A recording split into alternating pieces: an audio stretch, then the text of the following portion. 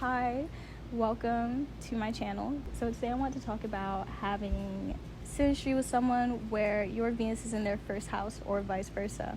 I've had this both ways. I've been the house person and the Venus person, and if I could sum it up in just one sentence, in just one word, I would say intense.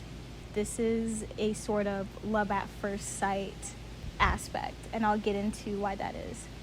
A disclaimer, I had, with these two people that I had this synastry with, I also had Mars in 8th house overlay synastry. So for me, that is very intense. It makes it so much deeper. The connection feels like it's meant to be. You're meant to heal some aspect of you. And I'll try to sort of keep that out of my perspective when I talk about it, but that might leak in. To start with, Venus is the planet of love, beauty, where we find beauty in other people, our ideal partner. And the first house is the house of our self, our identity, our ego. People's first impressions when they meet us, how we appear to the world, our outside appearance. And that can be both physical and our outside persona that we put on.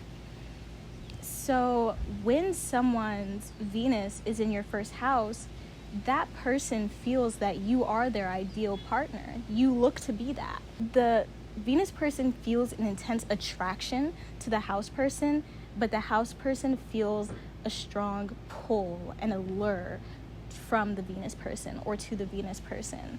So in this aspect, you have circumstances where this has happened in both circumstances, with me being the Venus and the house person, and with my friends who are in a relationship, and they also have Venus first house synastry.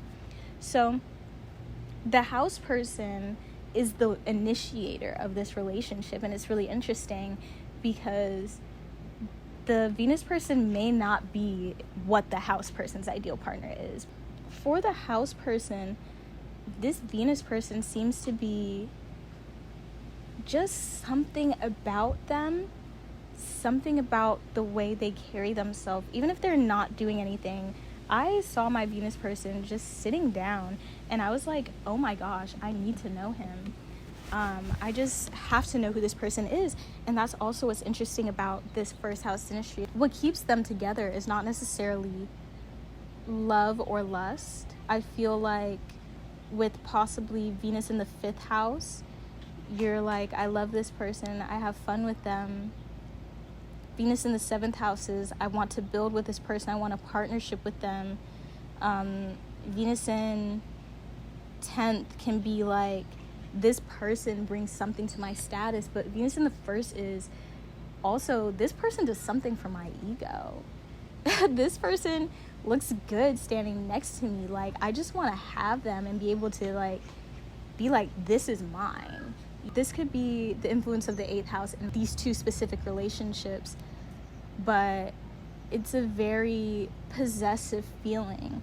And I also think it comes without that synastry or that extra synastry aspect, because what the Venus person feels is that this is what I've been looking for. You know, before I had words to say what I wanted, before I knew that this person could exist, before I knew I could have it all in one person, this is what showed up.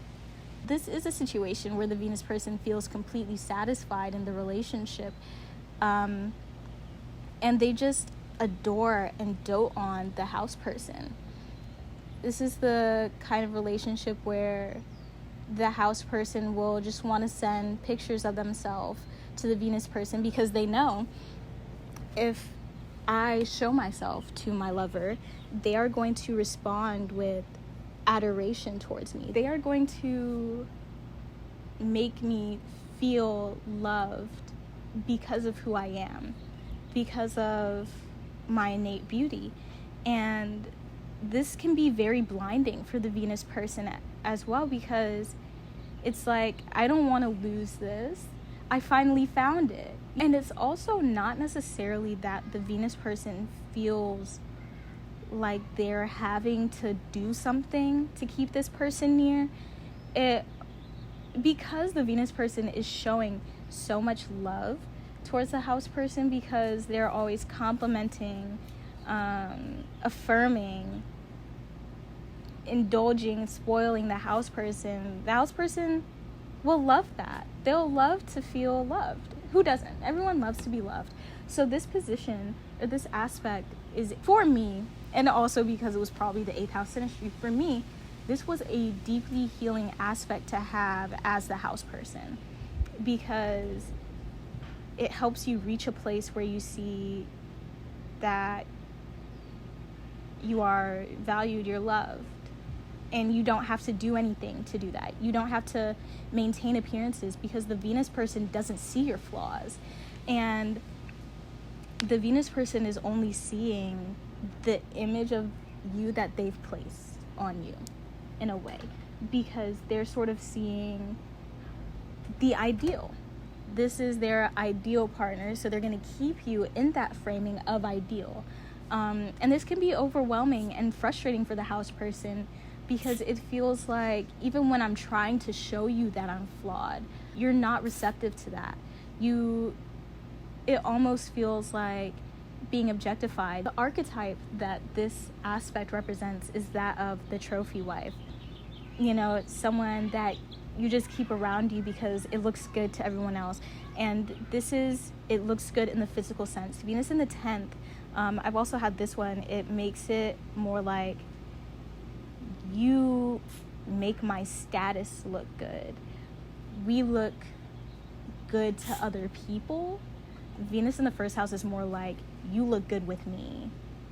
Or like, we just look so good standing next to each other. Like, it's just like, we look so good. It's a very egotistical connection. And this works for some people. This feeling of being just completely adored, or just held to the standard, it works for some people, and some people can enjoy that. And I think sort of more negative side of this aspect is that the house person can enjoy it a little too much. It is an ego boost. It is an ego boost, and I don't think that there's anything wrong with admitting that someone loving you, I wouldn't say despite your flaws, because again, I don't think that the Venus person can see them, but feeling that emotion of, this person loves me despite my flaws, there's nothing I can do wrong in their eyes, it's an intoxicating feeling. And without care, and without the house person also taking that extra step to make sure that that feels reciprocated, because it's not that the house person doesn't feel anything towards the Venus person. That's not true. The house person can often feel just, they feel attracted to this person. They don't really know what it is. So that is happening for the house person too. It's just that after the first interaction, the house person is acting on this, feeling this to a lesser degree. But it doesn't mean that they don't have feelings for that Venus person. And it can be an ego boost for the house person, or it can feel very overwhelming as well, because it's also the idea that, okay, I literally just showed you a red flag and you're not seeing it. That makes you question, okay, what is it exactly that you're here for? It sort of makes the house person pull away.